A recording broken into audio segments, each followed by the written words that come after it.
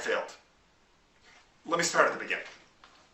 I had a client that I was meeting with, and we were going over what's been going on in his business, and he said to me, he goes, Mike, I keep on hearing over and over and over again from people, it's too expensive, it's too expensive, it's too expensive, it's too expensive. And I said, well, what do you do? He says, well, I get frustrated, I walk away, and I just accept it's too expensive.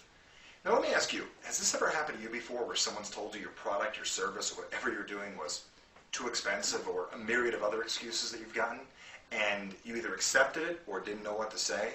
Well, after today, I'm going to share with you a very simple technique that you can use right away, and I made some handy little flashcards to remind you how to do a 5-step process that is so simple, how to really diffuse anybody's excuse that they give you and really get to the point at hand, what's really going on, why they're saying what they're saying. Because a lot of times people just give you a blunt thing like it's too expensive or whatever it is, or I can't afford it. But let's focus on it's too expensive for right now. So here's the technique and why I said I failed, because I failed to share this with you earlier, and it's really my fault. So let me make sure I get this to you now. The first thing is, anytime someone says to you anything like it's too expensive, there's typically more to it than that. And if you just accept that, you're missing the real opportunity to connect or really market your product to another person. So when someone says it's too expensive, the first thing you have to do is opposite whatever they'd expect, because they're going to expect you to argue with them. Like, what do you mean it's too expensive? Blah, blah, blah. You know how it goes. The first thing you really want to do is step 1, which I call neutralize. See, it says neutralize. Neutralize the response, which means, take the power away from it. So when someone says, that's too expensive, the most powerful thing you can ever say is, okay. Let me show you again. Okay. And when you say that, it's not that you're agreeing with them, but in their mind it seems like you're agreeing with them, and you're giving a little validity to their reason. The second thing you do after you neutralize it, I'll give you this, is you confirm what's really going on. For instance, when somebody says, that's too expensive, you might want to say, well, is that your only concern with our product? And right there you're finding out what the real major concern is. Because they might say, no, there's 4 other things bothering me. Because wouldn't you like to know in advance if it's not just one thing, if it's 4, 5, 10 reasons? Now you're finding out what it really is. And typically when someone says it's too expensive, you say, okay, and then immediately say, well, is that the only challenge with our product or purchasing this? And they say, well, yeah, that's the only thing bothering me. Right there, they're locking themselves in to walk straight into step 3, which is really to question and uncover. Now, questioning and uncovering, the main portion of this is uncovering, figuring out why they feel that way. Kind of like a therapist asking, well, why do you feel that way? For instance, someone says that's too expensive, and you say, well, what do you mean it's too expensive? What makes you feel that it's too expensive? Well, I don't know, Mike. I think I can get it at Sears cheaper. I saw it there last week. I can just drive to the mall and get it at Sears. And right there you found out is that they can get it at Sears and they can find it a little cheaper. And why would they buy it from you if they can get it from Sears? Got it? Now that leads to the next point. The next thing is what's called the reposition. Now what reposition means is now that we know that the real response is not the one you thought it was earlier. It's not that it's too expensive, it's that they can buy it at Sears.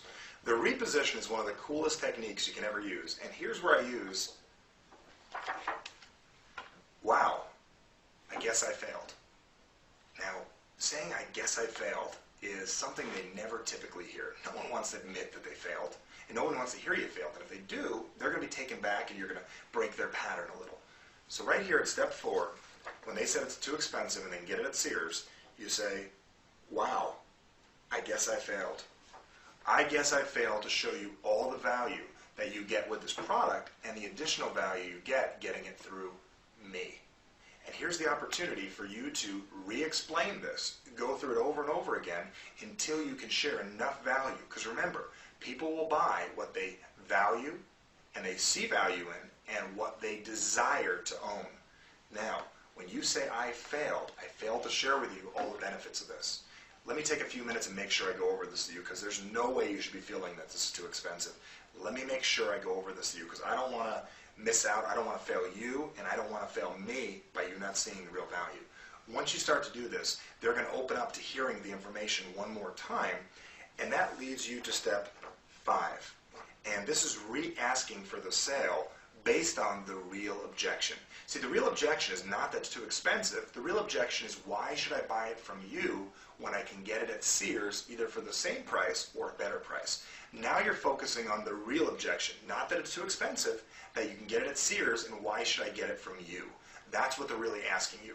So by using the technique, I failed you, and I failed to explain this correctly, people are going to be a lot more open to listening to what you have to say. This works throughout the direct sales business. This works with any time you're explaining anything to anybody and they give you an objection of any sort. First thing is, make sure, I'm going to go through one more time, you neutralize with the OK technique. The second thing you do, very, very simply, is you confirm that's the only thing. Because if there's more than one, you've got to deal with every single one of them individually.